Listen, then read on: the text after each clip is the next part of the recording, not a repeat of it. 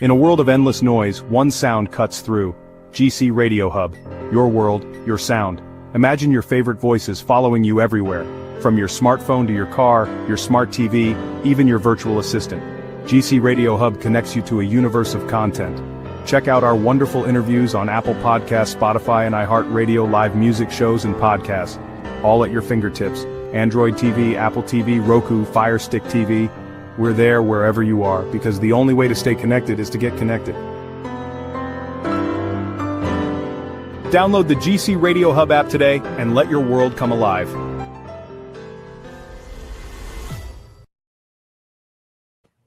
Hey everybody, how you doing? Welcome to a new edition of Coach's Corner, and today we have your host John David Jackson and our special guest Elvis. Enjoy the show. Thank you for having me, John. Hey, my pleasure, man. I've been looking forward to this one. I want to thank all the fans for tuning in and being here once again to another Coach's Corner broadcast. It's a pleasure to have you all.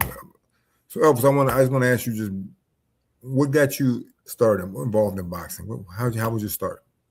Well, it's a long story, actually. Well, that's okay. You cut it in half if you want. Let's.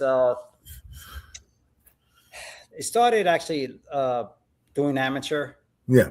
Boxing, and then in high school, I actually was a promoter, and I used to do Saturday night fights with the high school kids, with the football players. Actually, two of them became professional boxer. One of them name is Kenny Lunkin. Okay, I think he became 19-1. He was trained by Angelo Dundee, and I used to do Saturday night 10 a.m. boxing fights, bare knuckle boxing, you name it. But I started in the profession in the late 90s when boxing was still very different. If you remember, John, you were a fighter that time. There was less regulation. There was no Ali Act. There was fewer protection and much more promoter-driven environment at that time, if you recall. So the Ali Act wasn't a part of it. That era actually taught me a lot how business it really works behind the scene, and both opportunity and the flaws. So I learned from how the sanction body works. Yeah. I learned how the promoter system works. I learned how the management system works. I learned how the trainer system works, and the matchmaking. Those are the key 5 things. Once you understand that, then the extra stuff you learn by spending more time with the lawyers. Yeah. Going through the contracts with the fighters, including with the promoters. Yeah, no, you're right, definitely. So did you ever lace on a pair of gloves yourself, just for the hell of it, just to try it? Yeah, I tried it. Yeah. How was that experience? Good. I was good. But I was more of a baseball player. I love boxing more of an art. Yeah. If I could take away your weapon, that's how I was thinking. It was funny. Let's talk about the shoulder roll. Let's use it with the term shoulder roll, right? It wasn't really Mayweather. It was done. No. Georgie Benton had it, Joe Jackson, Joe Louis. I mean, the old guys had it. So I know you had different techniques how to counter. I remember when I was boxing, one of my coaches told me, listen, when you throw your right hand, and they used to call it when he bumped it off, you bump the shoulder. Yeah. When you bump it off, he's going to fire back a right. Just come back at the same time with a left hook to the body. I used to land that shot all the time in the amateur. It was easy. Like, yeah, you could roll my right hand. I got another punch right coming right behind you, So, but that was it from that point on. Then I just learned the system. Yeah. So I guess. Let me give you a more breakdown about myself, besides what I started. I spent over 30 years in the combat sports industry space, right? Yeah. Across promotion, talent development, helping bring emerging concepts to the mainstream, like including playing a key role of legalizing bare knuckle, as you know, John. Yeah. I also legalized slap, which Dana White is doing very well with power slap. So my focus has always been building sustainable models in the sports that historically have been fragmented, when you look at things today. Yeah.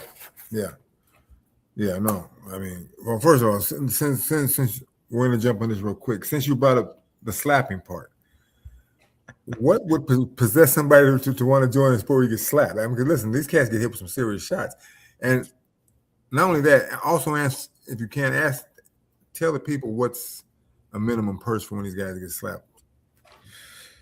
Well, it actually started with these Russian friends of mine. Okay. And they've been bothering me all the way from 2017, 18. They want to do some crazy bare knuckle in a garage or a broken down house. I said, guys, we're not in a Mortal Kombat game. I said, this is regulated in America. Maybe in your country, you guys can put a phone booth and fight inside a phone booth, but here it doesn't work. Yeah. Everything has to get regulated. So they offered me slap, and I said, nah, I'm not interested. Then during COVID, they flew out here in Miami to have a meeting with me. And that time I was working with another promoter. I said, listen, just let me follow your rules, and then I'm going to get it approved to the state. What I came down to is the state says, how the hell are we going to prove it? I said, easy. The athlete has to do an eye exam. They can't do blood because there's no blood really touching each other, you know. So the participant, they could get paid around $1,000 and up, depending who's competing, you know. And the truth is that Dana White wanted to buy my friend's company, and I told him go ahead and sell and get 10%, but he didn't listen to me. And then 8 months later, Dana took all his players, you want to call them. I don't call them fighters, but players. Yeah. So let me ask you this question. I'm just trying to get a grasp of the sport for myself. Yeah, sure. What are these guys ranked, or you just match people up to slap each other? I mean, how does that work? I think now they have a ranking. In Russia, they have a ranking, but in America, like you had to fly different participants from different states and countries to bring them here. And they have a ranking, but didn't matter. Whoever agreed to participate gets slapped first. Hey, what happened is, and I'll tell you when we did it in a garage, by the way, right? This is during COVID. They televised it? Did you guys televise it? Yeah, they televised it. I'll get to the link. So it was Stoneface, the name of the promotion. So what we did was the first participant won the coin toss. Yeah. And he has a choice. He said he slapped the guy or the guy slapped him. He said, no, I'll let the other guy slap me. And I said, that's the worst thing you could do, you know? So he gets slapped, right? He woke up minutes later. You heard what I just said, right? Yeah, I heard minutes later. I got that. And he says, hey, am I next? They said, no, you're not next. You just got knocked the fuck out. Excuse my language, but that's what happened. Yeah. Oh, so once you get knocked out, it's over. There is no you get a chance to slap him back. Yeah.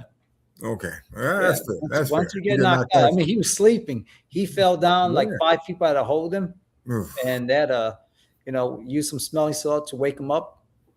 So because the other night I was flipping channels and I saw these two females doing that, and this one girl got knocked the hell out of this other chick. So, I mean, is there more guys or more girls, or what's the difference? I would say there's definitely more guys. Yeah. And you definitely have to like cut your nails and stuff like that. There's a certain way to get slapped, and it's more right here, not here. Not by the eardrums. It's more right here. Yeah. You could get disqualified if you hit the eyes. That's where it gets scary, and that's the reason why, all these regulation rules. I was talking to the state about that. Because I saw now that you mentioned that, when I saw this particular slapping match, if you call it that, I don't know what you call it, but the guy hit him more up here, and they were protesting. He slapped him more up by the brain more than the face. It's funny because some state changed some regulation rules. Yeah. Of course, you shouldn't get hit by the temple. Yeah. You could get hit here, but not towards the eyes, because you bet 100% you're going to get an eye poke. When you go this way here, it's supposed to be the whole idea. When I showed the state, is all about right here, hitting that perfect spot. Yeah, But again, it wasn't as for me. I didn't enjoy it as a fan. Yeah, it's fun to watch it, But for a minute, after a while, it's like, I didn't want to see that. I said it was cool for the first maybe two minutes. But after that, I said, I don't want to see that. But Dana White is doing really well with his, because I believe it was designed more for short videos. It's designed more for TikTok, Instagram, those type of social media. Yeah. Okay. So let's get back to the boxing for a minute. So when you first got involved, was it professional boxing that drew your interest to start in? Because I know you were an agent / manager at one point. Well, I started with the first working with my dear friend.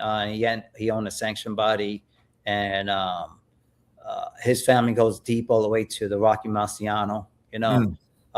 He taught me that. Then I met Angelo Dundee, right, and Lou Duva. They inspired me a lot. I was like getting treated like first class, let's just say. Oh, yeah? They taught me the game. Yeah. So I came in to learn the game. I learned the sanction body, working as a part-time just to learn it. Yeah. And then from there, I transferred I said, okay, if I'm going to become a manager working under Richard Davamos, you remember Richard Davamos? Yes. He used to manage Michael Moore and Jermaine Taylor and stuff like that. To work underneath him, I had to learn the ropes, and to understand that you have to first learn about matchmaking. Okay. And that time you got Bill Caton. He wasn't a matchmaker, but he gave me some ideas, introduced me to the great Teddy Brenner. Yeah, good matchmaker. Share some lights and understand his philosophy. And then, excuse me for a second, trying to remember this famous guy from UK I used to talk to a lot, Mickey Duff. Yes. He showed me a lot, and shrewd guy, yeah, great. And from there, I just built myself, and everybody thought I was so in advance that they said, "How do you know all this?" Even Ron Katz was telling me, Brad Goodman before he was Brad Goodman, Yeah. And Johnny Boz was a dear friend of mine. Yeah. One of the best. He always contacted me because I used to have I'll tell you a story. There was when I started boxing, it was called Bigil. Remember my email, Bigil? Yeah. Then I have a guy named Elvis. So I was playing two-person at one time. It was funny because I will call Johnny, hey, this is Bigil. I need this and this and this for this fighter. A week later, Elvis called Johnny Boz. I need this and that. Yeah. So that's how the game was. And Johnny had no idea for so many years that was me there, playing him, a little trick with him. But once I learned the matchmaking, and actually there's an art of matchmaking. Yeah, most definitely. People don't understand it. Like today's matchmakers are not matchmaker, no due respect.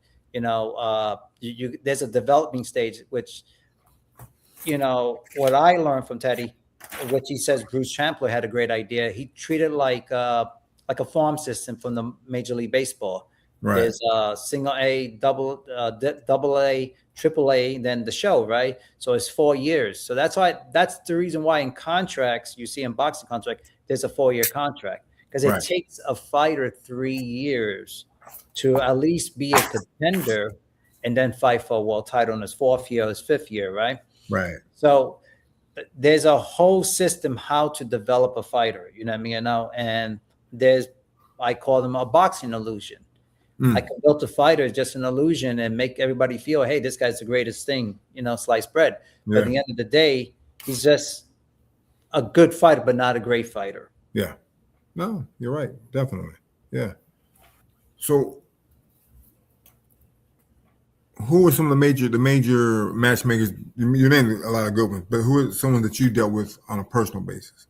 Some good matchmakers that you dealt with. Johnny Boz was one of them. Eric Botcher, Brad Goodman. Yeah. I dealt with Bruce many years ago when he was still. It was him and Ron Katz. Dealt with Ron Katz,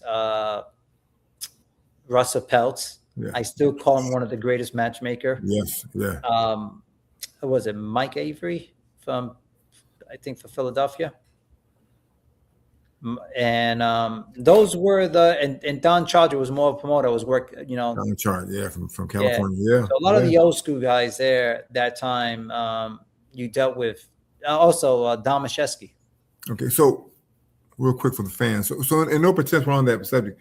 In no particular order, name the 5. It had to be he'd have to be number 1, the first guy. But name the 5 top matchmakers in your era, or in any era. The top 5 that you. I would say number 1 will be Bruce Trampler over Teddy Brenner. Okay, I agree with you. Top rank. I got you. Okay, and the reason why I picked number 1, he was a master in developing fighters. Okay. Yeah. You know, anybody could sign a fighter and then rush him, and most of the time, 9 out of 10 of fighters doesn't make it. You know what I mean? Yeah. Get their first loss. Bruce mastered that, you know, from his baseball. Like I said, I'm a baseball player. I understand his method really quickly when I heard about it. Okay. Number 2 would be Teddy Brenner, and number 3, because when you say best matchmakers, because this matchmakers make great fights for the audience too. Let's not forget that. Yeah. You have to put Russell Peltz at number 3 for giving the audience the best fights. Right. And number 4, I'll say for developing is definitely going to be Johnny Boz. Yes. And then Brad Whitman. You know, and I ask you that because most today's fans, man, if they only knew how good these guys were back in their day and their time, these were some of the greatest minds in boxing. Because if you sit down and talk to these guys, people don't realize how much knowledge you could gain from these guys individually. Each one, they were all like brilliant people, man. Oh yeah, absolutely. When you look, let's talk about Johnny Boz, right? Yeah. Let's use Johnny. Johnny built Mike Tyson. Okay. Yeah. I know a lot of stuff about Mike. Look at Mike's first year. He fought like 8 or 9 fights. Yeah. They were the perfect opponents to Mike. That's called building the illusion, right? Yes. Okay. He built the illusion, how great Mike Tyson was at 18, 19 years old. Yeah. And then the second year, they just followed the same system. So Johnny did all that by handpicking the perfect opponent. But he did have issues with Jose Robota, Mitch Green, Razor Reddick. You remember him? Yeah. So Mike had some issues with some lanky fighters that knew how to jab. Right. Yeah. Well, but all that was just building that illusion. So the fans in New York and New Jersey, that time when he was being built, they was like, wow, this is the most amazing fighter we ever seen. So without getting deep into it, what would some of the issues be with these guys towards fighting Mike? Just out of curiosity, I'm just like issues from a matchmaking. From a matchmaking, yeah. Were they demanding certain things, or were there certain things? Well, you have to understand that, and this as a fighter. A fighter with a good jab is always going to give you a lot of problem. Right. Mike had issue with Lennox Lewis when they should spar a lot. Yeah. I believe that. Even Evander gave him a lot of problem. Yes, I mean, you heard stories about that. I was there. I was in the ambulance. I was there. So Mike always had those type of issues. People will protect him and say, no, he did have issue with good jabbers. Yeah. Okay. A good boxer will give Mike a lot of issues, Yeah. People ask me, hey, how will Mike Tyson versus Muhammad Ali? Look, I wasn't around to watch Ali at his prime. I could just watch from a videotape. I think that it would be an amazing fight. Oh, yeah, but look at Joe Frazier. He knocked Joe Frazier lost the second fight after that and the third, So Ali will beat Mike, and Mike will get one out of him too, depending how many fights they fought each other. Yeah, yeah. So I'm gonna flip the script real quick out because you mentioned baseball.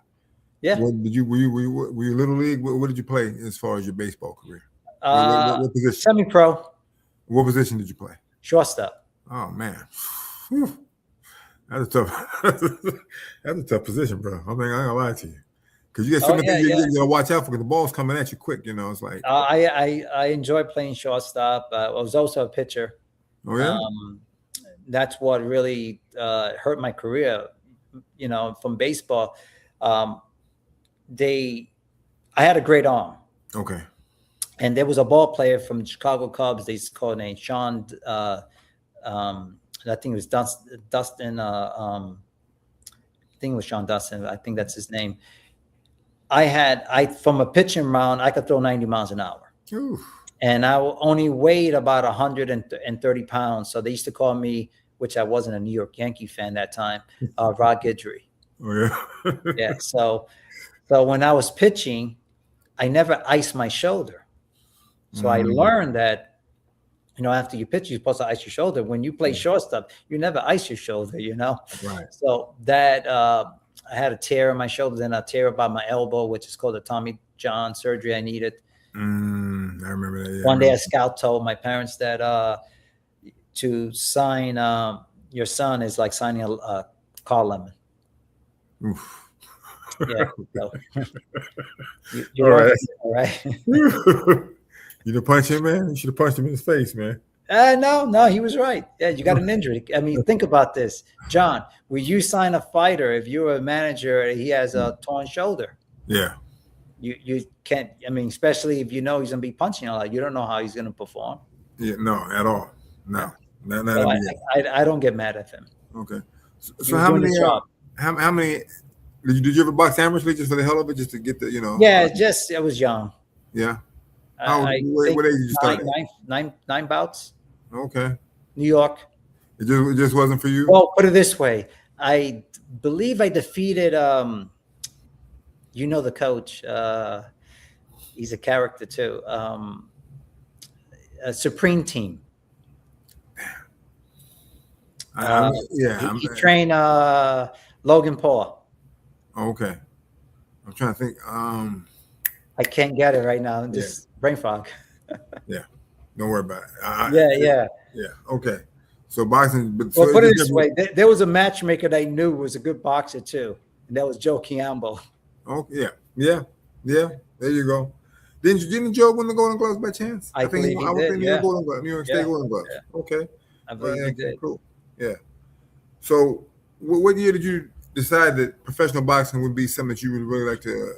No, my grandfather told me it's best to play baseball. That's where the money was at. Yeah. And I was playing ball, so I was good. I was like, I'm just gonna stick with baseball instead. I mean, but when you felt so after you decided baseball wasn't your thing, when did you say when did you walk away from baseball? I started baseball now. I think I was 10. I mean, when did you walk away from it? When did you say, you know what, enough of baseball? I'm done with baseball. Oh, that was 20. Okay. And so when did you really? That's when I went to boxing. So you I mean, so did you have a couple fights? Was it 9 fights? About nine amateur fights. And then you just figured what? You just rather just be more on the business part of it? Well, it makes no sense just to go right back after you missed like almost 10 years of it. I mean, of course, I shadow box a lot, hit the bag and all that, spar for fun, but I wasn't competing. So you had to be true of yourself, Yeah. So did you move to Florida when you started with the professional ranks, or were you still in New York? New York was for boxing, and with Chicago, Florida. When you got in the pro part of it, were you in New York or were you living back? Oh, you mean in pro boxing? Yeah. Were you in Florida or were you back Florida? in Florida and Chicago. Okay. And so what year did you get started as a professional in boxing? 96. Okay. I'm trying to think when I met you. We didn't, Okay. Well, we met a couple of times. I was watching you. I was one of your fights that was there. I saw you at the gym in Philadelphia. Honestly, I'll speak about you a little more. I think today, if you were competing in the last 20 years, you definitely would have been a more of a dominant world champion. People ask me, hey, I'm going to speak the truth. And not because I know you, just style-wise. You would beat Canelo Alves. Yeah. You would give a lot of problem to Crawford. Okay? And they don't understand today's boxing is not yesterday's boxing. Right. I agree. Boxers are way different than today's boxers. Okay. Yeah. Even Floyd Mayweather would avoid you to fight you. All due respect. But you had a crafty style, you had a great jab, and you're very active. Yeah. And you took a lot of risk, even going to international. John, I know everything about international and fighting. When you're fighting someone's country, you're never going to get a fair court, and you know that. The referee, will never give you a fair shot. The Anytime judge, I walked out with my title, man, that was, yeah. So yeah. Any other country, any other states, that fight would have been stopped. Yeah, no, you're right. Yeah. So who was the first pro that you worked with as either an agent or / manager? I was working with Kenny Lunkin, and then when I went with the Davamos, it was just that time they had Michael Moore, and then Richard Hall was one of them. Then So let me ask you a question real quick. Now you mentioned the Davamos. Alejandro. The Davamos, because they dealt with Emmanuel Stewart. They had a lot of fighters with him. They had Gerald McClellan, Frankie Lyles. Did you ever were part of that? Yeah. Well, yeah. In that same team there, there was John, his son, and Richard. And Richard pretty much he stayed behind the scene all the time. Okay. John was one of the money guys for Emmanuel Stewart. Yeah, because he had under that tutelage, they had a lot of guys. Like I said, Frankie Lyles. They had a sack of fighters there. They had like I saw like 10 guys come to Kronk at one time. They're all young kids, just after 88. I think it was the 88 team. Yep, and that was all Davamos. That was all Davamos and John. Yeah. Mm-hmm. Okay. So that was a good guy to work with, man. Oh yeah. That was he let Manny be Manny who he is. He let him be the manager too. Yeah. They had Hearns, by the way. Oh, they had a piece of Hearns also? Yeah, they had Hearns. Yeah, at the beginning stage. Yep. Mm-hmm. Okay, man. And of course, they had Michael Moore. They hire, I believe, was Teddy Atlas. Yeah. And then they brought in Shelly Finkel, and the reason why they brought in Shelly because it's a fight for the title. That time, Shelly had a lot of strength. Yeah. With the sanction body, and Shelly made it happen, and Michael became the world champion. Yeah, he did. After that, things didn't win well, and then Teddy was known that he was going to get fired, and he had an issue with John Davamos. I think he punched him in the face. Damn. In the hotel. Yeah. Yeah, that's okay. That's some rough stuff right there. So, question for you. Now you watched many fights in your lifetime. I'm quite sure. Who in your time? Who were you said just top 5 fighters in your era, in your time? Who would you say the top five fighters were in your era, the time that you were really into it? I definitely will say this, and you will like the name of the fighter when I mentioned this. I thought Parnell was one of the great fighters out there. One of the slickest cats, yeah. Yeah, I believe Parnell was definitely number one. Yeah. Well, I won't say number one. Roy Jones, in my opinion, is probably the number one fighter. Yeah. Roy had natural ability. He just had natural ability. I couldn't use Sugar Ray Leonard because he was ready towards his end of his career that time. Yeah. No, Roy and I talk. Roy and I we're in the going to the airport one time, crossing paths, and I said, "Let me tell you something, brother." I said, naturally, you're the best fighter out there. No, he is by far. I said, one day you're gonna need some defense in your life. I said, not right now. I said, but trust me. I said, because the things you do are natural. I said, but there's gonna come a day when those things won't work for you anymore because you can get older. I said, you need someone to teach you how to box, some good defense. I said, not me personally, but get somebody that can teach you how to box defensively to become a better fighter. He never did that because he always, he just figured he could just go on with his natural ability. But as he got older, that started to, not work for him. And then he started getting knocked out because they hit behind the head a couple of times. And yep, that was a bad area for him right in here. So, like I told about, if he'd have just learned something from somebody that had to be a better technically sound boxer, he would have been untouchable. Well, he was, in his young age, he was very well.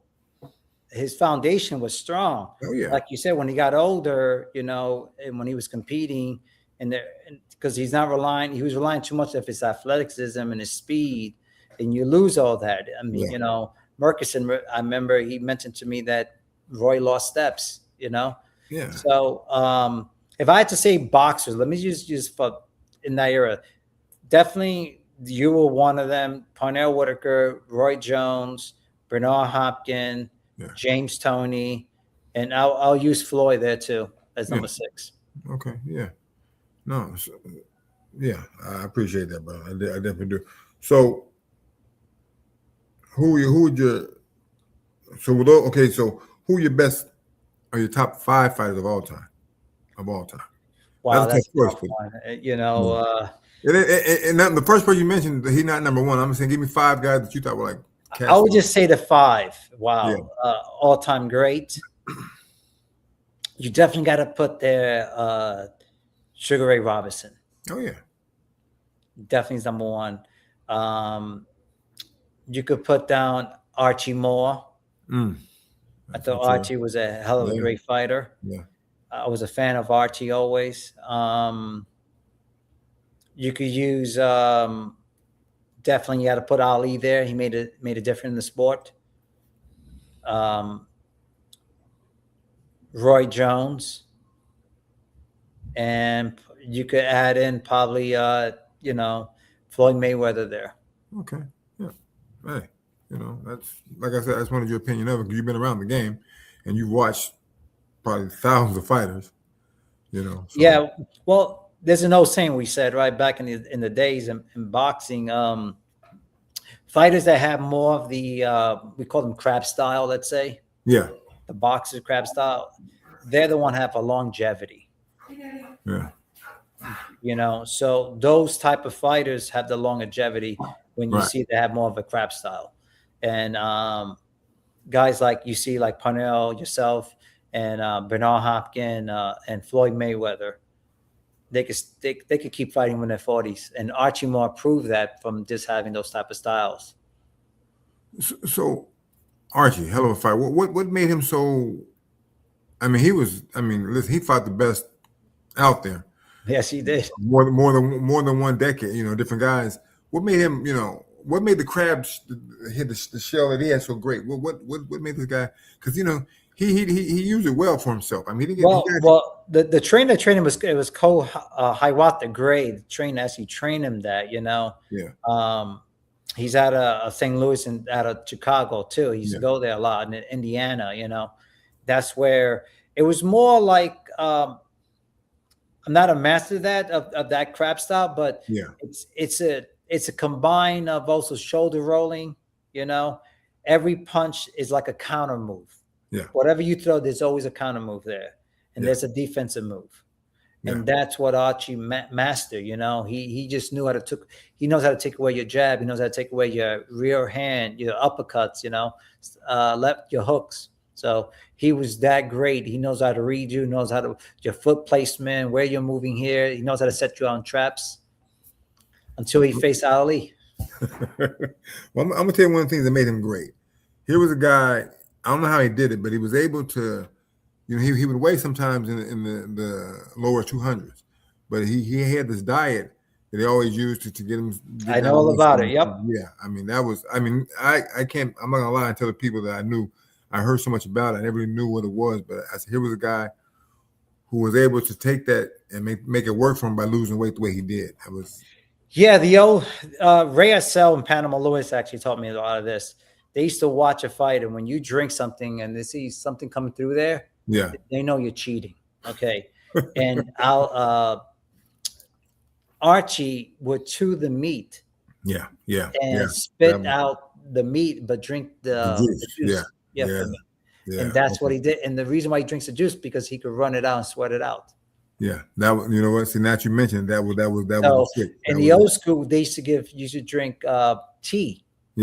Or broth. If I just a little sip and that's it. And you could always work out and burn it out. So that's what a lot of the great fighters used to do. Yeah, no, see that. Yeah, see that. Once you mentioned that, that all came back to me. I read that years ago about Archie, and that's what he did. So yeah. And it's all the time he was doing it. Yeah. So I'm gonna take you away from that for a minute. I want to take you to another sport that you were active in. I don't know if you're still deep into it, but that's the bare knuckle boxing. Yeah. How did you get involved in bare knuckle boxing? And by the way, brother, that's a rough sport, man. Listen, I couldn't do that. I couldn't do that. It's so weird because in the bare knuckle space, I've been there in the past, in the 90s, underground fights. I actually had some of the famous UFC fighters that actually fought there before they became UFC champion. I ain't gonna mention his name. He knows who he is, you know. And he's also working for UFC, you know. And they it was just normal for me, bare knuckle, John, because you know you've seen in the street fights, you've done it before, you put it in the underground. There's plenty of stories I could tell you where they have it in the city, in a building, in the fourth floor, in the garage, and everything is closed, and we're using construction lights as lights, and we have a betting line going on. Well, you know, that's how it was. If I'm not mistaken, that was how Kimbo Slice got in the Kimbo. No, Kimbo. It was nothing. It wasn't organized with Kimbo. With the people that I dealt with in the past. No. But Kimbo did a great job in opening the social media that time. You know, Kimbo actually made it where a guy like David Feldman, he's watching Kimbo. And then Kimbo went to, I think, was it Bellator first? Oh, no. He went to boxing, I remember. He was signed with Gary Shaw. Right. And he was making, just to let you know, Kimbo was making $25,000 for 4 rounds in that time. Yeah, I know. I trained. Where some great fighters were only making about maybe $4,000, you know? Because I trained him for the boxing part. I remember.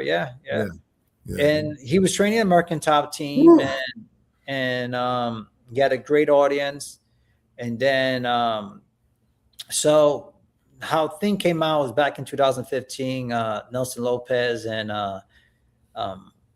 David Feldman contacted me. He said, Elvis, we want to start bare knuckle. We heard you're the guy, you know, they call me the Magic Man, to make things happen. And they asked me my opinion about the bare knuckle space. And I told them I know a lot about it, and I think it could work if it's done right. I believe that UFC that time when, you know, when UFC they were started bare knuckle first, you know, let's not forget that. And they had a hard time to approve it. So after years passed by, I went through the Seminole Tribe. I actually almost had it, but what came down to in the last vote, the chief was impeached. We were going to prove it in 2016. So I told David, look, just build yourself a little resume. I'll give you some ideas what to do. And David, you know, when you go to Wyoming, you could do anything in Wyoming, by the way. You know, it was already open in Wyoming, to be honest with you, you know. So what I did, I had to go to Wyoming to sit down with them, with the state. And then I went back to talk to the state of Florida. And I said, okay, guys, this is what I'm going to do. I did have, just say, I lobby from DC and the tribe. And I mentioned to them, look, guys, the voting starts next week on Wednesday. I want to hear your blessing if we could get this approved. And then that was on Friday. They contacted me on Sunday. They said, Elvis, just ask you one question. Can we wrap the hands here behind the knuckle to get this approved? I said, sure. For how long? He said, 1 year, done. So that's how I started. It was in April 2019. And when state of Florida opened up, every state followed through that. It was just easy to open up. No, because I noticed most guys have their hands wrapped, like you said, it's up to behind the knuckles. Right behind, yes, like I said. So, in your estimation, you've been around long enough. I tell most people I can never be a bare knuckle fighter because listen. Well, if you're a street fighter, these cats get beat up. These cats get cut up, busted up, and it's worse than boxing because you know they get those deep cuts from bare knuckle boxing. Well, you have my estimation. Maybe I'm wrong, but no, you have your pros and cons. Look, in bare knuckle, it is safe in a way from doctor research that you don't get concussion as much as you do in boxing, because the equivalent of punches hitting your head, right? Yeah. Bare knuckle, just a few punches and that's it. You're done. Yeah. You know, you do definitely get a lot of severe cuts and all that, and it's brutal. It is brutal. I ain't gonna lie to you about that. It's a tough sport. But John, if you really understand the bare knuckle, that's, you know, the word boxing is bare knuckle. It's not boxing what we're doing today. Okay. It, you know, when I started back 1700, it was called boxing, an English word, right? But no gloves back then. Just no gloves, no glove. And that word stands for boxing. It was called that time the square circle. Okay. Yeah. Okay. I remember that. Okay. And you remember those are the terms we always use. Yeah. So that's what David BKFC did. They took that circle from the event. And what happened, how they got into the box, it was because the ring post was too difficult to do it indoor. Yeah. Okay. Yeah. So it was just affordable just to put four corner posts there, and that's it. You got a box. Yeah. But they still call it the square ring, you know? Yeah. You know, I mean, excuse me. It's a brutal sport. And I tell most people, if you were a good street fighter, I said, you know, that's what bare knuckle boxing is. I mean, I said, it depends on what kind of, you know, if you can take the shots. But to me, I look at the sport, it's listen, you do what you want to do in it. But when I look at it, and I notice a lot of Cuban guys, they go in it because that's their last resort. They go into bare knuckle boxing. That is correct. You know, and I say, well, that's not a sport I would want to get into, because that's what I associated with your last, you know, chance to make money in this type of profession. And it's just brutal, because I've seen so many people get, I mean, deep cuts when they come out of a fight, like bare knuckle fight. It's like, man, it's unreal. Yeah, it is. And don't get me wrong, with bare knuckle, the last result is coming from the boxers. Actually, but when you see fights like in UK and Russia, it's well matched. There's a lot of good skills you see there. You know, a lot of these Far East fighters, when you look at them, they're coming from a boxing background. Yeah. You know, you train on Sergey Kovalov. He was a good bare knuckle fighter, by the way. Oh yeah. Yeah. Oh yeah. So a lot of these guys, that's how they survive, is doing bare knuckle fighting. Yeah. Yeah. Well, there was a lot of underground fights back in those days there. So they, you know, if you think about this, John, back in the 1900s, boxing gloves were more like 6 ounce. Yeah. And a lot of the fighters, they didn't really believe in hand wraps. They built their hands just using the boxing mitts, or using we call it garden gloves. They hit the bag. It was no hitting pad. They just hit the bags, and that was it. Well, I know a lot of my friends when I was growing up, they would do that. They would hit the bags with like maybe gloves you use playing the snow. You know, not that it's padding. And I said, I ain't doing that, bro. You gotta wrap my hands up. Yeah, we call it garden gloves. You know, you cut the tip right here, and you just hit it constantly all the time. You know, you had to strengthen your fist. Yeah. Okay. And a lot of the times back in the days, a lot of fights didn't really break their hands that much, because they was pretty strong. A lot of these fighters were working, you know, so the hands were really, really strong. Today's fighters, when you shake their hands and you see like, hey, it's too soft, you know, that means they really haven't developed the hand strength on that. Yeah. And a lot of these Soviet Union fighters, that's all they do. Yeah. Woo. Yeah. Bro. I couldn't do it. I just couldn't do it. It's crazy.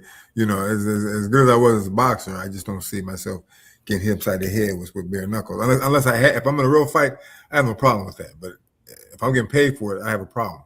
I don't know why. You know? I don't blame you. People ask me. I said, hey, that if you listen, you're gonna get hit. I said, you're gonna get cut. Yeah. You know, so just be prepared for that if that's the sport you want to do. Yeah. No, you're right. I appreciate that. So get back to boxing. You know, a lot of people ask me, you know, because in today's boxing world, I'm not that much of a follower like I used to be. I love boxing. Mm-hmm. I don't really follow today's fighters like I once did. Now, I tell someone, the only way I know if you're a fighter is that you're fighting somebody that I'm training. Then I'll watch you. But you really watch today's fighters. I didn't realize who the heavyweight champions were. And I said, this guy's from Germany. This guy's from this country. They weren't Americans. You know, I thought it was still all heavyweight boxing champions were from America. That's how much I don't really follow boxing today.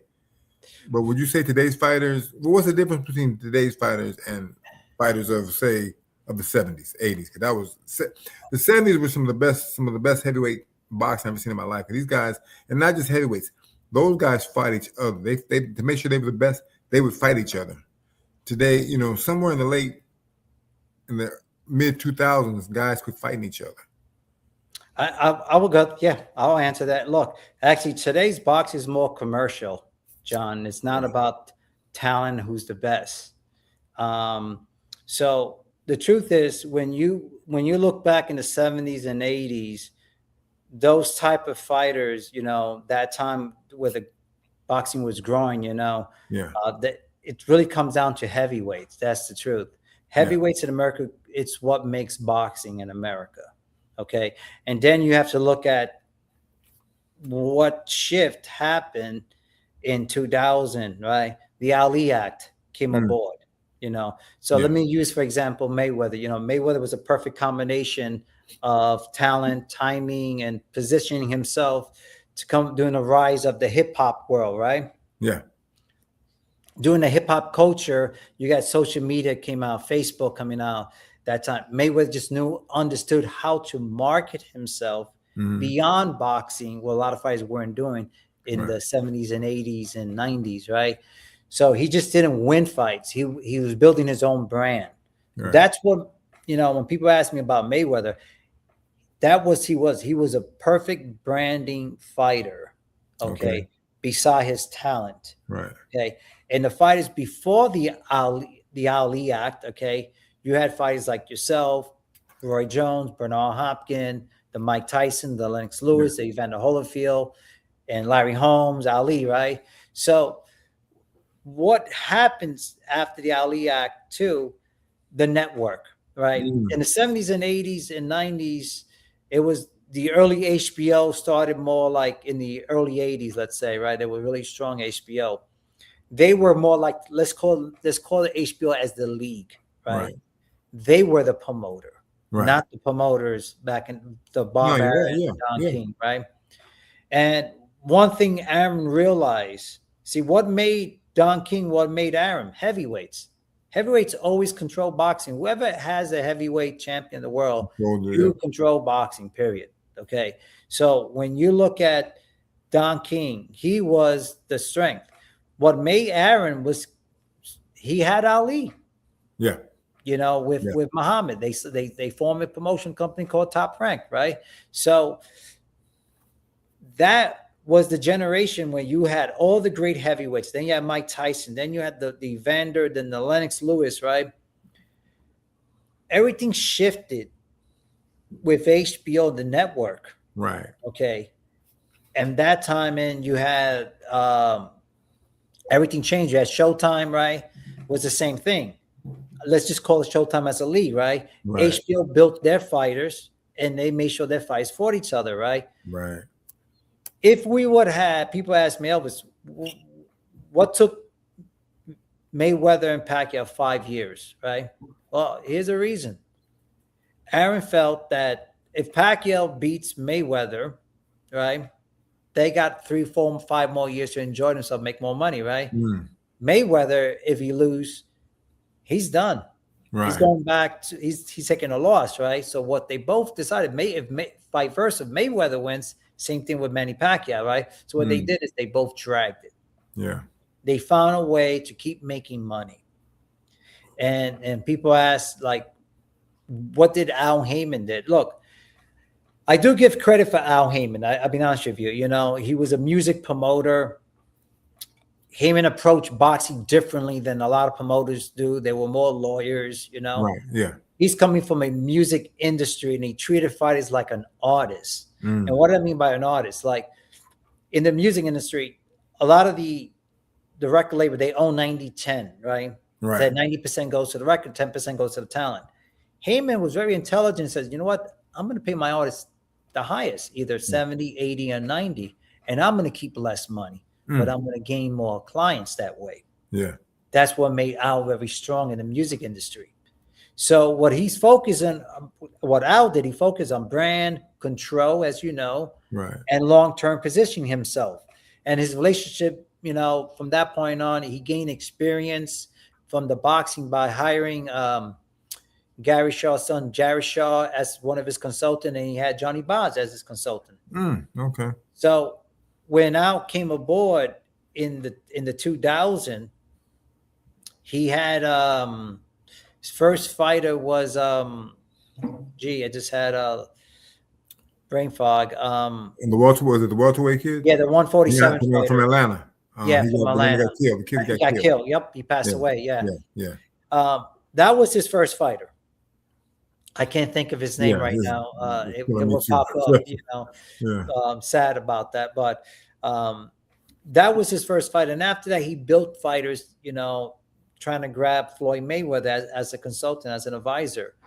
And, when I look at Al, I call him, when I first met him, I read him pretty fast, John, the truth. I already knew what kind of character he was, what he was all about.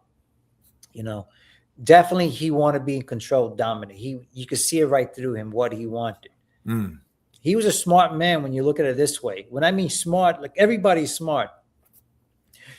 Meaning that Al, when you look at Al, he doesn't mind getting his hands dirty. Okay. You would understand that. Al would start from the bottom just to learn the industry, to understand what's going on. Yeah. Okay. When he got into boxing, he brought Jared Shaw, Johnny Boz, started going to Don King's office, picking Don King brain, and then Dan Goosen. Then he met Lou DiBella, and then Lou introduced him to Richard Schaefer and Oscar De La Hoya, So I was picking everyone's brain. Once he realized, he says, hey, I got a music platform. I know about venues. All I do is hire a matchmaker, hire an event coordinator, hire PR, and I'll get all the fighters. And what Al did is that he found a way in the network to go above everyone and went straight to the top of the chairman. That time was Time Warner, and he worked out a deal. And he was more of like a consultant advisor, right? Yeah. And Al got the network. And don't get me wrong, Shelley Finkel was doing the same thing back in the days, in the 90s, So I always said the network were the real promoters. Exactly. Exactly. And it was the network that made the fights. Exactly. But when I came aboard, the people that were running HBO, they didn't have the experience like Steph Abraham and Lou DiBella had. Right. They knew how to match that fight. Manny Pacquiao and Mayweather would have fought if you had those guys back in there running HBO. Al would not have that much strength that time. Yeah. No. Well, and I tell people, and maybe you can help me with this one. I tell them back in the 70s, King had Aram and they had the Duvas came along. And, the beauty of Aram and King, they were hustlers. Yeah. They didn't rely on just TV. They hustled the casinos. They got they got site venue. They got money for that. They got the live gate, and then they had TV also. I tell them the difference between them and today's era. The King and Aram and Duva, they did it from the 70s, 80s to the 90s. They ran a hell of a thing. But once Al came along, the one thing I like about Al's contract, you were guaranteed just 2 fights per year because he paid you. No, it wasn't like that. Money. Yeah, well, John, in the beginning, he didn't have that type of deal like that. Okay. And then when he first started, he was just in a learning stage. I'll just say it like that. Okay. He was in a learning stage and he just didn't want to fight. If he signed you right inside Bernard Hopkins, he would tell you guys cannot fight each other. That was Al when he first started boxing. He wanted to make sure he can't let anybody that's in the stable in the same weight class cannot fight each other. Like, for example, he had Paul Williams and he had Floyd Mayweather. Right. Style-wise, Paul Williams would defeat Floyd Mayweather, Same thing with Vernon Forrest. That's the guy I was talking about. Vernon Forrest would have gave Floyd a big head. Oh, yeah. Remember, Floyd was that was his highest weight class he could fight at 147. That was his peak. Yeah. Okay. He fought 54, but that was just one fight. But that was because Oscar wasn't the same. I'm with you. I'm with you. That's why I said so that's a different story, you know. But totally different. Yeah. So, but when you look at, you know, Floyd, his max weight was 147. Anything higher that he's going to have a problem with any great 154 or 160 fighter, right? So Al will make sure that you guys cannot fight each other. That was Al in the beginning stage. You know, once Al realized that he had control and he had his TV network, he would make sure that he'll pay the promoter like a finder fee. You know, right? Yeah, they get paid really well. You'll be the licensed promoter, but I call Al the director. Right. Yeah. Because remember, Al also loved doing sitcom. He loves doing videos. Yeah. He enjoyed that. That's what he enjoyed. So when you look at Al Heyman, it's like he protected the fighter. He knew how to build an illusion. He's about building the brand, right? And then he'll make the best fight for the fighters. And what Al did great to the fighters is say, listen, hey, what do you want, John? You want a house? Sure, great. Hey, do you want a house in New York? You want a house in California? Let's do this and that. You want a boat? I'll get you a boat, you know? Al was really good in that and smooth talking to the fighters. So fighters felt that they were being protected by Al, which they were, right? Yeah. And they were getting, you know, fighters say, hey, I'm maxing out the most money I'm making than taking a risk, right? Yeah. So that changed the industry of boxing. Right. From that point on, you know, if you think you're doing it right, when you're thinking about it, right, there's going to be some consequence. And the consequence was that HBO removed Al Heyman and Golden Boy Promotion and Ross Greenberg. And then he got into Showtime. And when you look at Al, like, it is sad because when he left HBO collapsed 5 years later. Yeah. When Al was the last promoter, PBC with Showtime, they collapsed. Yeah. You know, so a lot has to do with executives in the network. You know, you can't point all the fingers at Al, you know. Yeah. He just saw the opportunity, he had to grab it. Well, here's the thing, you know, and maybe I'm wrong. Maybe I should word it differently, but there came a time when he only allowed you to fight twice per year, but he paid you great money. These guys were making. Well, that was with PBC. $2 or $3 million. Yeah, they're making $2 or $3 million, and you know, and my thing was I would say, okay, well, if I'm fighting for Al, how come I can't fight 4 times a year and make $12 million? Well, you know, but you got to think about it. He had 200 fighters signed. Okay. You know, he was building his own UFC league. Al was doing that. I heard something like I heard something like that. You know, he was definitely doing the difference from UFC and PBC is that boxing is more expensive. Yeah. UFC, MMA is a new sport. So they could take advantage of not paying the athletes 20, 30%, and the promoter's keeping 70% in his pocket. Yeah. Whew. You know, so if Dana White and the Fertitta brothers, when they started, they tried to go in boxing, their system would have failed.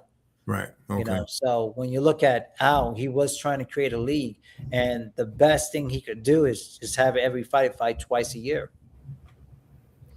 No, that makes sense. They'll pay you well for that. Yeah. No, because you know, you know, like I said, once I realized, they said, you know, every guy that I talked to that boxed for Al, they said we're going to allow 2 fights per year. I said, but you're making decent money. They said, yeah, that's why we don't care. If I'm making $3 million twice a year, that's $6 million bucks. I said, well, hold it. What if you fight 4 times? That'd be $12 million. Once you ask for, can you fight 4? But Al gave you 2 fight limit. And that was it. Yeah. Again, if the networks were involved in the 90s, the network would be the promoter telling Al, hey, well, he's fighting 4 times a year. Well, and that's what I would tell a lot of people. I said, there came a time in boxing when, like you said, TV was the actual promoter. Because they put the money up. Well, you know, and I tell people today it's bad because there's no TV really. Not major TV. Well, that's one of the reasons. Look, when we're talking about what makes boxing big, you know, let's use Eddie Hearn, for example, Matchroom. Right. You know, Eddie Hearn had Carl Froch. He's been in boxing for many years. Yeah. Carl Froch didn't give him a name. Who gave Eddie Hearn the name? AJ. When AJ became the champion, Eddie became a rising star of the promotion world, right? Yeah. So PBC, when they got Deontay Wilder with Shelly Finkel, Wilder was the big one carrying, after the Mayweather decided to retire, right? Yeah. So, and then in Golden Boy, it was Canelo, right? So, but if heavyweight in America was big, which actually ask yourself, let's just remove Wilder. When was our last heavyweight? We really had great stars. Evander Holyfield, and Lennox was more UK promoter, right? Yeah, he's more UK. Yeah, but after Lennox defeated Evander Holyfield, that's when everything changed. That's when boxing went downhill for American promotion. Yes, when people ask, look, Aaron was a very intelligent man. Yeah. He decided, I can't compete with the king of Don King, of controlling heavyweights. I'm going to stick with the little guys. That's why Top Rank always went 160 pounds below. Yeah. They don't want to touch the 168, the 175, the cruiserweight, the heavyweight. They said, this is my way. This is my path. Don King, you know what? You control the 168. You control the 175 cruiserweight and heavyweight. That's your section, So that was the reason why, when you look at it, Don and the heavyweights was so strong back in the days. Yeah. When UFC started, it was really heavyweights, light heavyweight, and middleweight. That's it. Yeah. Yeah. They didn't have a lightweight class until they purchased a company, I think it was called WEC. And so when you look at that in today's fragment, when you look at today's boxing, what is wrong with boxing today? Boxing will always survive. Let's remember that. Yeah. It has to do with network. Okay. When DAZN came aboard, there was an exclusivity with Matchroom. Showtime with Al Heyman. Right. That changed everything. That system doesn't really work when you give it to the promoter. What DAZN's supposed to do is say, hey, you know what? We're going to work with Golden Boy, PBC. We're going to work with Lou DiBella, and we're going to work in UK, Eddie Hearn, and let's say Frank Warren, right? But the TV controls, they make the final decision. That's how you make great boxing fights. But a lot of these guys don't have the knowledge of boxing unless you hire a boxing person to be. Well, see, you hit it around the head, and that's why I tell people about Don King and Bob Arum. Don may have been a street hustler, but he knew the more he got into boxing, the more he understood it, and the more he would receive it to understand it, and it made him a better hustler in boxing. Arum was just a smart guy, real highly educated guy who also saw the things that he could do in boxing were great because they both had hustle in them to take boxing where they took it. A lot of people say Don King would rob fighters. Here's the thing that people don't realize. The flip side of that is, say, I'm Don King has a fighter, and the fighter's gonna make say $150,000 for a fight. Well, the fighter may go to Don King before the fight, say I need to borrow $5,000 here, $10,000 here, $15,000 there. So after the fight, Don's deducting all this as he gives it to you because it's guaranteed money. But after the fight, all that you borrowed from, he's taking all that back. So you might get a check for like $25,000. Because I had a fighter one time. I'm not gonna mention the name, but true story. When he got finished with Don, he had $1,000 left on his purse. Well, I got a story for you about that. It's funny you mentioned that. And also, I'm going to mention the fighters out of respect. So this fighter fought the biggest fight in his life against a primetime fighter, right? And it was the purse was $1.4 million. Right. Don King gave him a check for XYZ. Yeah. He says, F this. Where's my money, Don? And so he said, I'm going to kill Don. I'm going to go inside the office. I'm getting robbed. I said, well, hold on for a second. I was just the advisor. Yeah. And I was also advising his manager.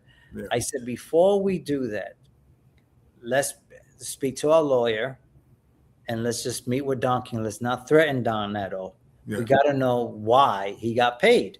Right. So I said, but this time, remember, when you get into meet with Don King first asks, is any lawyers that coming in? Okay. So Don was very smart with that. So I said, listen, we'll go about the lawyer. So we go there. We go in the meeting. And I said, Don, we'd like to know why he got paid for this. He said, sure, not a problem. Took his book out. what's the name? Jamin. What's the name of the secretary? Your secretary? Yeah. Dana something. Yeah, Dana. Dana Jameson. Dana Jameson. There we go. So she came in with the books and all that, right? They open it. Year 1, loan. Year 2, loan. Year 3, loan. Year 5, year 6. Don says, I told you I was going to make my money back. So when you bash Don King, you have to understand that, hey, you had no problem asking Don for money. What Don did, when you asked for money, he made you sign a document. Okay. In the past, he never made you sign a document. He'll just tax you. But this is before the Ali Act, by the way. Okay. So Don will make you sign a document to show that you asked for a loan. You had to pay it back. Yeah. I can't get mad at him on that, Yeah. And, I tell a lot of guys, I say, what a lot of fighters don't tell you the flip side of that. How much money did they borrow from this guy prior to their biggest fight with Don? I said, they won't tell you that part. They say Don robbed me, took my money. But no, in most cases, he didn't do that. Now, there might be 1 or 2 guys he did get over on. But hey, listen, if he finds a way, he'll get one over you if he sees it. And again, a lot of promoters will do the same thing too. But what is it with Don that, when you look at him, his way of business, he was very smooth operator. Yeah. He knew how to deal with the fighters. Yeah. And knew how to speak with them too. And he was pretty tough. He gets hit. There were certain fighters that actually hit him. Hey. And he never came back and sued them either. No. Well, he knew he probably was wrong on some of the things that he done. So, I mean, but like I tell people, I say, they make Don to be such a bad guy. In his way, he was bad. I said, but when it came to the money, he did it across the board. You sign a piece of paper, he would give you money if you needed it, because if he knew he was going to get it back through the guarantee purse, he'd give you the money. You get, but you had to. But when you got your purse, there were deductions in your purse. Very true. Like let's use you for example. When you were fighting with Don King, right? Yeah. That time there weren't many networks to have you on major networks to get you paid, right? Right. And Don was focused on the heavyweight. Don was focused, remember, different division where he could make the best money out of himself, right? And while you're a world champion, he's like, oh, where I'm going to put John. And for him, it was hard to speak to the network to ask for X, Y, and Z because the network that time did, when they saw you as a boxer, they're like, yeah, we like John. He's a great boxer, but we're looking for more action fighter, which I see what's wrong with today. Today's, if you look at a lot of fighters, they're all flat-footed. They all just come forward. They're not thinkers. They're not great boxers. They don't move around. They didn't box the way you used to box, or Parnell Whitaker, the other great Sugar Ray Leonard, But today, John, if you were fighting, you will be on the network. You will, because the promoter makes that decision. I'm going to have John as the co-feature or the main event. Yeah. And now you're going to get paid $1 million. Yeah. Today's fights that were making millions, they won't be making millions back in the 80s and 90s. No. Not even close. No. The only fighter I saw making money is Canelo and Mayweather and Manny Pacquiao. Half of the fighters won't even make it. Yeah. No. So speaking of that, I got a question for you. I want you to, if you feel free to answer, if you don't feel free, don't worry about it. Now, Floyd always claims he was the greatest of all. He gives himself that accolade. He's the greatest and blah, blah, blah. He ducked a lot of fighters, a lot of good fighters. But Roberto Duran and Aaron Pryor, how were they done against Floyd Mayweather? It's a very good question, John. Remember, Floyd was a great branding guy. He liked to brand himself. Yeah. He knew he didn't have the punching power. Right. Okay. Like that time, like Oscar De La Hoya, let's use a fighter that you train with. Shane Moses was good. Yes, Bailey, Julia Jackson. He didn't have that kind of power, right? So what he did is he saw a page of Ali, page of Mike Tyson, a page of WWE. So he knew how to brand himself. So he will mock the fighters just to brand them. He was just saying it just to throw people off curve. I mean, he wasn't trying to hurt the great fighters, you get me? But remember, when Mayweather said he's the best, that's just him saying it to himself. But in reality, he knows he was never the best. His own uncle told him the same thing. His dad told him the same way. You would not succeed in the 80s and 90s the way you've done today. Right. Fact is, Panama Lewis, who did train Aaron Pryor and did train Roberto Duran. Yeah, great. I was going to bring him up to you later on. Floyd Mayweather will go to Panama Lewis every time in the gym to ask him about what did Duran do this? How did Duran do that? How did Aaron do that? Panama gave him the advice when he was young. Okay. I asked Panama, you watch Mayweather, you watch Duran. He says, Duran and Pryor will mop the floor with Mayweather. Yeah. He says, don't believe the hype. You look at the opponents that he fought. None of those guys would survive with Duran and Aaron Pryor. You put the whole roster who Mayweather fought, he will not beat Duran. He will not beat Aaron Pryor. No. I'm gonna tell you how I tell people. From a matchmaker, you know, the great matchmakers will tell you the same thing. Yeah. Well, I tell people, I want you to look at one fighter. I said, first of all, when Floyd was Pretty Boy, he was a hell of a boxer. But when he turned himself into Money Mayweather, he was more flat-footed. He tried to do all the shoulder roll crap, all that stuff. Because he was going up in weight class. Yes, sir. That was the reason. I say Ray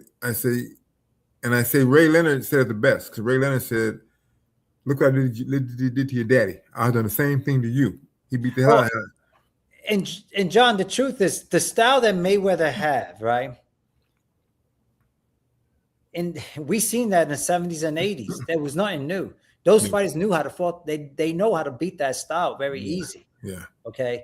That's why the trainer Dale William trained a lot of fighters with that, shoulder this way like that. It's nothing new in Michigan. We've seen that already. Yeah. We've seen that in Chicago. They call it a rock and roll. In Detroit, they call it D-Rock. Philadelphia, they call it Philly Shell, right? Philly Up. They seen that style many times, the fighters that fought in the 50s, 60s, 70s, and 80s. It was nothing new for them. Yeah. They had beaten that style. Yeah, no, you're right. What happened is, in the 2000, when Mayweather was coming up, a lot of the fights he hand select them that were perfect. They knew they didn't understand that style. Right. And you pick fights that come forward. They weren't boxers. They weren't real natural boxers. Right. They knew how to fight. Yeah, no, you're right. So you brought up a name earlier, and I want the people to understand how brilliant this guy was. Panama Lewis.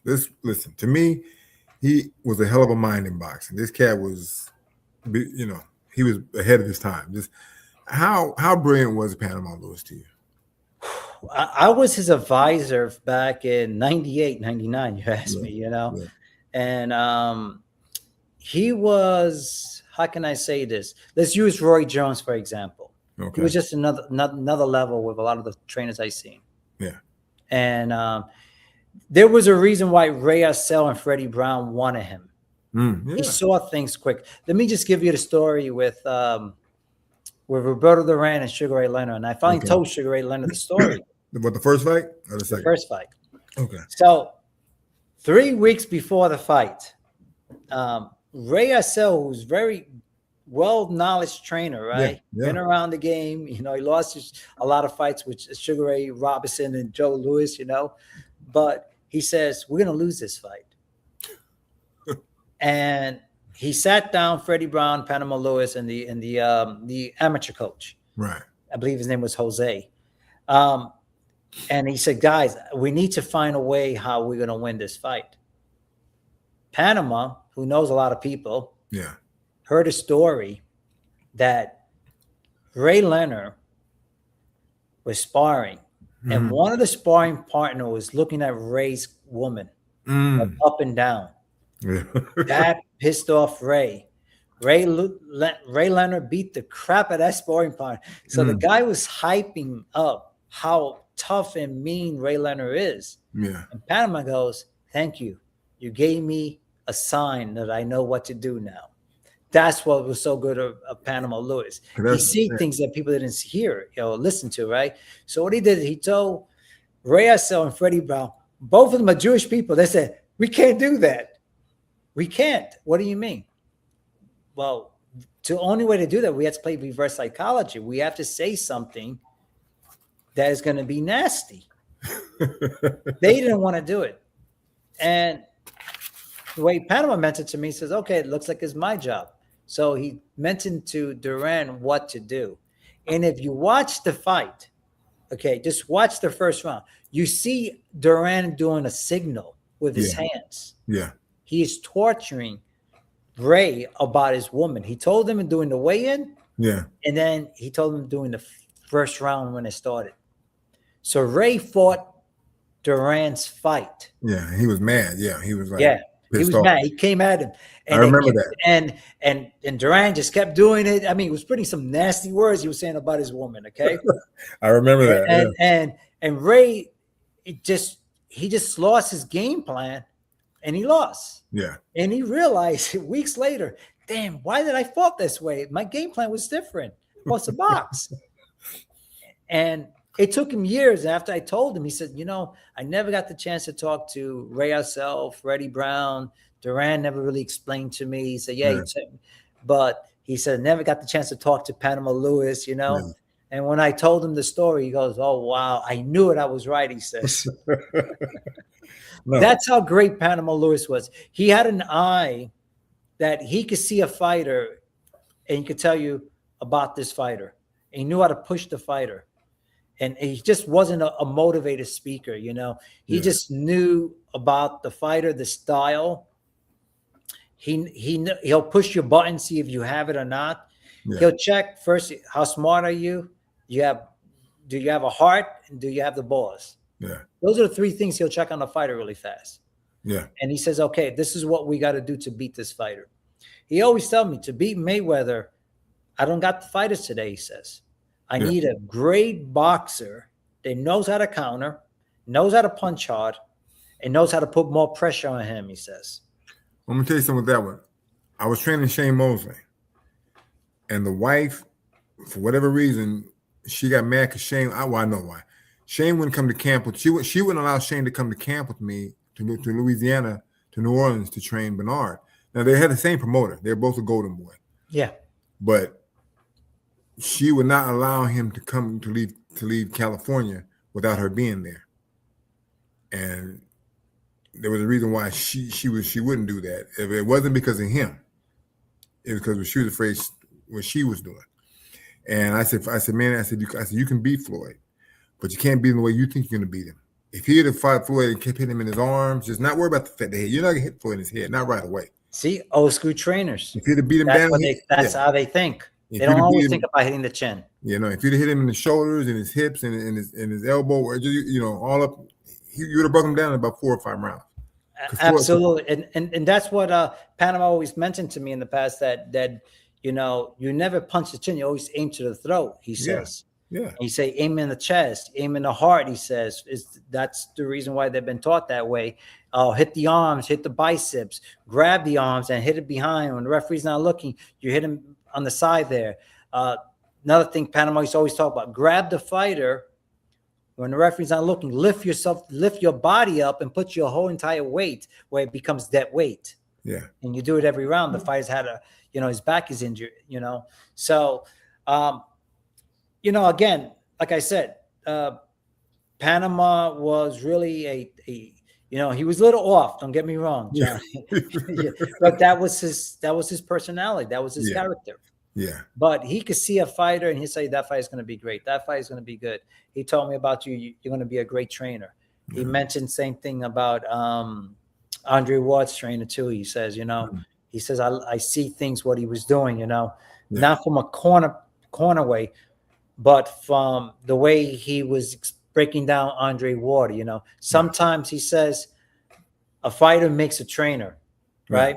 Right. The trainer makes the fighter in the early stage. Then the fighter, when he's good enough, he makes a trainer. Yeah. And a lot today, what you see of today's fighters, a lot of the fighters are making those trainers. All the fighters are making trainers. You're right. Let's use you for your example. You made world champion. It wasn't that the fighter made you. You already made these. You worked with these fighters in the beginning stage, and they became a world champion. Yeah. Not many trainers could do that today. I mean, Amanda Stewart had that gift. Yeah. Georgie Ben had that gift.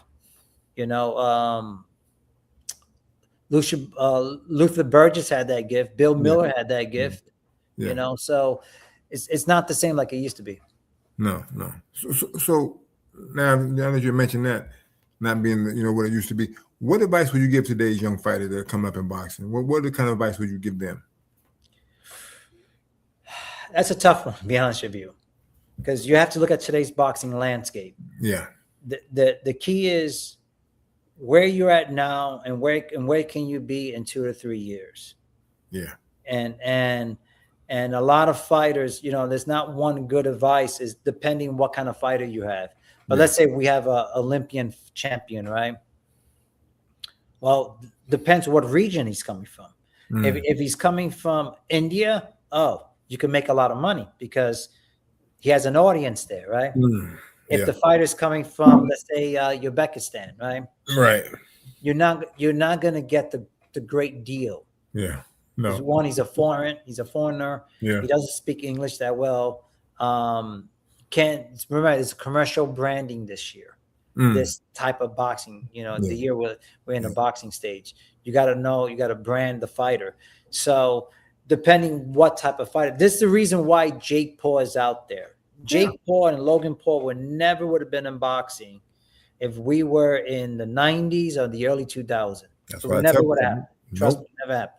Because we tried celebrity boxing and it didn't work.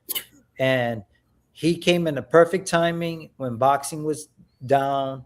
Yeah. And there was an opportunity because the Zone gave him the opportunity. Triller gave it to him. And then Showtime in the last end, they say, hey, we need to grab this guy. We don't have no pay-per-view fighter. Because I tell people, and correct me if I'm wrong, I say, let me tell you something. Back in the King and Arum era, they wouldn't let him in the game. No. Yeah, they won't let him in the game. Why mess up their money with letting this guy in the game? They would not let him in the game. And then I'm going to use it like this. HBO and the young Showtime would never let it happen. Yeah. They said, we're not making a circus. Yeah. And not to say nothing wrong by Jake. He is a pro fighter. He earned it. You know, he had a lot of guts to fight AJ. So I give him a lot of credit for that, So I have nothing taken away from him. But the fact is, he's just in the right time, perfect time today, and everything works. So him fighting on Netflix, you're going to get those type of numbers. Well, like I tell him, I say, here's the thing. I'm not a fan of his, but I respect him. I say the thing I like about him, he kept boxing relevant because he kept boxing his name in TV, on news and stuff, with his fights. I mean, he wasn't a great fighter, but he kept boxing relevant, and he made the sport still be out there. A lot of guys, like I said, guys fighting twice here now. Today's fighters don't fight the best. The best fighters don't fight the best today. They talk, they go on social media and call other people out. And if you got a big following, and I have a big following, we can make some money. But the best fighters don't fight the best fighters today. It's WWE. That's where it's at today. Yeah. WWE, if you remember when it was WWF, there was more wrestling fights, right? Yeah. Now it's you're more of a promoting, more of a talking, and that's what boxing is today. It's more of a commercial brand. It's more like it's building like the NBA, where you talk trash, say what you have to say. Jake Paul is a great branding. He's probably one of the best out there, in my opinion. He knows how to brand it. I believe if Mayweather and Manny Pacquiao were going back 12 years and Netflix was this big today, they probably would have set 200 million live people watching that fight. Yeah. That would have been huge. Yeah. So when you look at today's boxing, now you have Sufa comes aboard. They see the opening. Yeah. So when it comes to Sufa, I've read a lot about him. I haven't talked to that much about him, when we're talking. But what is their thing? How are they trying to reshape boxing, or what are they trying to do to make the sport better? Well, they're looking at one thing. They want to follow the same model they did to the UFC.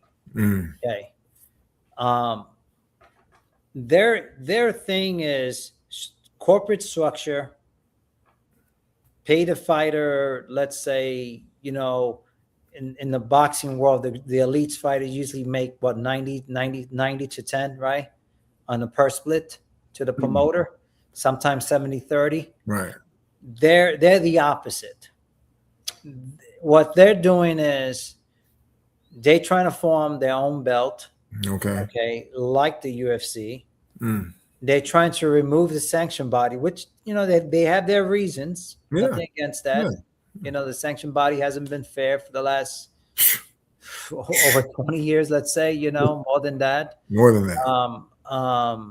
And there's just too many champions. Yeah. So they have their own concept and they want to stay in their lane. And then a boxer have a choice. Either I want to go in this direction, take a risk, fight at early stage 50-50, or go to this direction, try to get built up and try to build my brand. And that's the direction a fighter has to make a choice where he wants to go at. Okay, yeah. Because when I look at the scope of boxing, it's like it's changed a whole lot. If people look at it, then, like I said, to me, boxing was great. They probably said, in the 50s it was great, in the 40s. But to me, the era of King and Aaron was great because, these two cats, they would go against each other with their fighters, and and sometimes they would let each other's fighters fight each other. They put some great fights on, throughout the years. No matter what people say, they were, thieves or what they say, but these two cats, they made the best fights for the public. Well, again, like I said, Teddy Brenner, he knew how to sell it to the audience. Yeah. Don King and Bobby Goodman, that's another matchmaker. Bobby Goodman know how to sell it to the audience. Bob Arum, same way too, And today's promoter, they don't have the knowledge of Don King and Bob Arum did. So nothing against them, but if you see Sufa Boxing, it's going to be a structured company. It's going to be more like the UFC. Yeah. It's going to be like about 8 division. They do have the money. They do have the strength of getting a better TV deal compared to the other promoters. Yeah. And I believe that eventually in 2 or 3 years, we'll find out where they're at. I think they're going to sign some big marquee fighters. But the promoters will still be around. The sanction body will still be around, but they won't be strong as they were back in the days. Well, I think, now that you said that, I think a lot of, you can see that with like you said, the sanctioning bodies of today, because maybe I'm wrong, but they don't really care about the fighters. It's all about the money. They don't really care. And I'll tell you why. I tell people, probably about 2 years ago, I was doing it was slow for me. So I called the WBA and the WBO. I said, listen, could you loan me $3,000 to make a house payment? They said, we don't do that. I said, I'll pay you back next month. They said, you have to be on your deathbed before we give you money. I said, if I'm on my deathbed, I don't need you. I need the Lord because I'm about to die. Seriously. I said, I don't need you. I better talk to the Lord, make sure we're straight, because nothing you can do for me on my deathbed. I said, and it let me know right there that, I'm a former champion of yours, and I defended my title. And I gave you money. You took sanctioning fees from me. That's right. But you can't give me $3,000 just to make a house payment. I'm guaranteed to pay you. I'm gonna pay you back next month. They said, we don't do that. I said, well, what good are you then? I said, if I'm on my deathbed, brother, I'm beyond you're helping me. It's funny you mentioned that, right? So let's just talk about sanction body, right? Yeah. The sanction body didn't pay your fight purse. The sanction body didn't make the fight. They didn't promote it. They didn't brand it, right? All they did is have a belt. But they took the money though. No. But I'm trying to say is, they were never a promoter. Right. No. They're not a company that pay the fighter. No, you never paid me. No. So they used the promoter and the fighter to build their belts. Yes. And they'll come out with some policy. Hey, if you fight this is how much the value is. Because here's the reason why, John.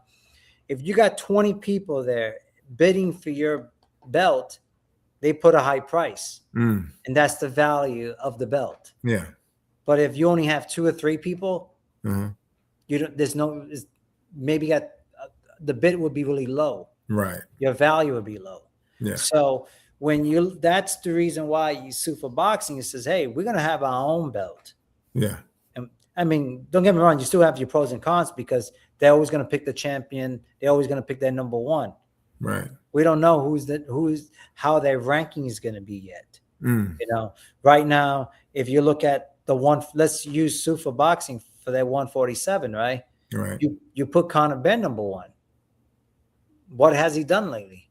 Yeah. You know? Yeah. Forget about commercial branding. We're talking about the ranking has nothing to do about branding. Talk about how great, how tough the best opposition you fought, right? Yeah. So from that ranking, Conor will either be number one or number two, number three. But then you got Hitchison, who's a champion, but never was at 147. Where are you going to put him?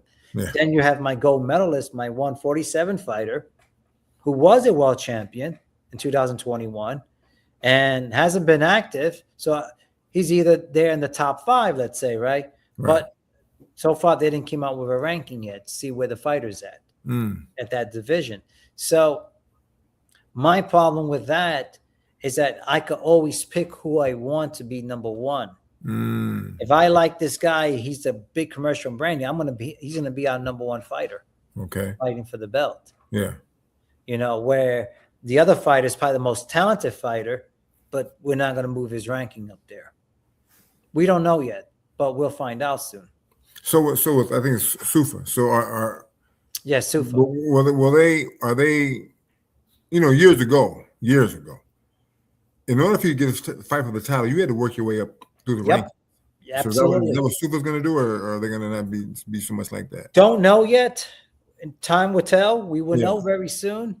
You know, the only belt they gave away from Sufa was Apataya, cruiserweight. Yeah. Did he earn it? I say yeah. You know. Yeah. He did defeated some champions here in his slots, but we'll find out by the end of the year how they're going to do the ranking, how they're going to put which fighter is going to be fighting for that position. You know, it's interesting. Like to know, if a fighter's not active for 4 years, like Tyson Fury, he retire, he comes back I'm not sure how many years he comes back, and he had to get 3 fights to fight Deontay Wilder. Yeah. Yeah. Well, okay. Yeah, that's good. At least he had a fight. A lot of guys come back. I mean, the thing that I see with today's boxing world is if I have a lot of following on social media and you have a lot of following and we're real popular, they'll make that fight. But they'll pass a guy who might be number 2 or number 3 and put these 2 guys to fight for this title because they're popular with the fans. But they might not be that popular with the boxing people, but they have so many millions of followers that make that fight. Yes, commercial. That's what today's boxing is heading to. Yeah, it's not I'm number 1 and you're number 2. Let's fight. The winner fights for the title. I'm number 17. You're number 21, but I got 8 million followers. You got 6 million. Let's make the fight. Well, that was 26 years ago. Those days, when we look at the 90s, those were the best time of boxing in the 80s, of course, in the 70s. Yeah. But today is just it's a different era, and people have to adapt to that, and we will find out how Sufa would do in the next couple of years, and how will they rate their fighters, and how will they if they're going to make these best fights they can. I'd like to see if the guy is a champion, and then there's a fight that actually climb to the top, where they make that fight. Yeah, yeah. One more question for you, bro. People ask me this question all the time, so I want to shoot to somebody else. Jerry Corey, hell of a fighter, heavyweight fighter. He just came along in the wrong era. Do you think in the era of Deontay Wilder and what's that? Jerry Cooney? Yeah. What's the white guy's name? The tall white kid you just mentioned. From he hasn't fought in 3 years. Was champion. Tyson Fury. How do you think Jerry Corey would have done in their era? Could he have been champion? If he didn't get cut and beat up, but because Jerry could fight his butt off. Man. I would say that Jerry will have a good shot winning a title. Yeah. Thank you. Jerry was very tough, very aggressive, knew how to fight. Came around the wrong era. And he fought Larry Holmes in his prime. Larry was a beast. Yeah. No, I'm talking about Jerry. No, Jerry Corey, not Cooney. No, but I'm saying he fought Larry. Oh yeah, Larry Holmes. Corey? Huh? Or Cooney? Corey or Cooney? Who are you talking No, about? I'm talking about Jerry Corey. Oh, Jerry. I'm sorry. I thought you said Jerry. My fault. No, you think Jerry Corey could have been champion in the era of Deontay Wilder and because Jerry could fight. He just came along the wrong time. There was Ali, there was Frazier, there was Norton. I would say this because it's hard to tell how would he do against a 6'7" Wilder, 6'6" Joshua. But I believe that, in my opinion, the best fighters are usually the one at 6'3" or 6'4". Why? They throw more than 10 punches, combinations, right? Yeah. 10 overhand uppercuts, right? Yeah. They know how to fight the inside. They know how to box. That's why you see Ali. You had the great Lennox Lewis, Riddick Bowe. You had Evander Holyfield. You also have Usyk, right? Yeah. Great fight. Good fighter. Very good. So my answer would be yes. Yeah. He would be a world champion. Yeah. Yeah, thank you. That's why I tell people, I say, Jerry's came along in the wrong era. He had too many great fighters that he couldn't deal with. But in today's world, he'd have a hell of a shot. Because Same thing with Ken Norton. Yeah. Yeah. Well, Ken ran across George, and that was just, and then Ernie Shavers, he was done, bro. Ernie would scare a lot of fighters today. Ernie could punch. Ernie could punch. Yeah, definitely. And there's, I always say this level, look, John, the truth is a lot of matchmakers don't know how to develop heavyweights. The fact is the East Coast promoters were the great in matching and developing heavyweights, always been dominating. That's true. You're right. And like I said, Aaron stood in his lane in the West Coast with the lighter fighters. Anybody who knows how to build heavyweights always in the East Coast. Yeah. And that's why I said when Evander Holyfield lost his title, that was the end of the era for boxing from that point on for heavyweight. Yeah. You had Lennox Lewis. From Lennox, you had you had like Chris Bird winning a belt, but he was never a legitimate heavyweight, But it showed you that a light heavyweight could become a heavyweight champ. Yeah. Right. So when you look at it that way, there, a lot of the great heavyweights, I might believe, either going to be 6'3", 6'4". Yeah. Those guys, they could beat the taller fighters. They could beat the shorter fighters. Yeah. Yeah. Well, listen, before we let you go, it's been a pleasure. Question for you. So are you still active in today's boxing world? And so what are your things you're doing pretty much? Well, what I'm doing is I still manage 2 fighters. I'm not like in the space like I used to be. Yeah. I am creating a new league and working on other new projects. I signed an NDA, so one of them is it's pretty big. We'll see what happens, know. But and I still like in the bare knuckle space. Still looking at other stuff, but that's about it. Yeah. Well, I tell you what, one thing you'll never see me do is bare knuckle boxing, brother. I would recommend you not to do it. That's a rough sport, man. I don't care how you slice it. That's still a rough sport. I'm so used to having my hands wrapped. I couldn't fight unless I'm on the street. You're in a street fight. It don't matter. You got to do what you got to do. But, John, if you were in your 20s, you would have done it. But guess what? You don't need to. No, not at this stage in my life. No. Yeah, a boxer would jump into MMA before he does bare knuckle. Yeah, I hear you.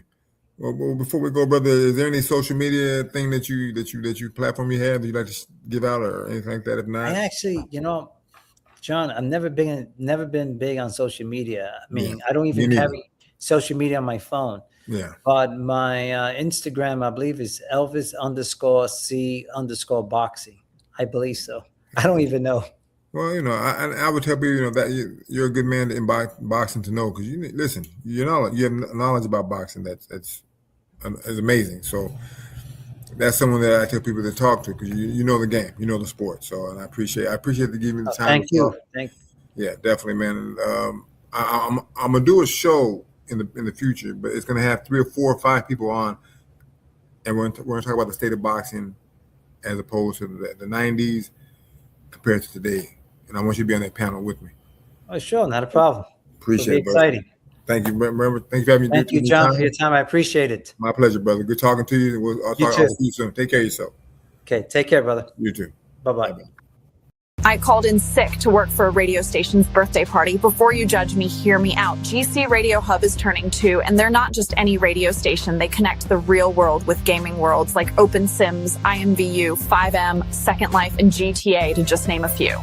The 3-day streaming party they are throwing is the most insane anniversary party ever. I'm obsessed with their old school hip hop and R&B, Southern soul, Afro beats, gospel, jazz, and comedy shows. So when they said birthday explosion party, I called in sick. My boss thinks I have food poisoning, but I'm here vibing with the coolest people in radio. Check out some of the line. It's totally worth it. Day 26, Force MD's Lenny Williams, Raspberry Sky, Chocolate Tie, Stacey Adams, Levered Experience, Karen White, Troop Surface, the East Side Boys, and many more to come. If you're into music, check out GCRadioHub.com. Once you find your people, everything else can wait. The only way to stay connected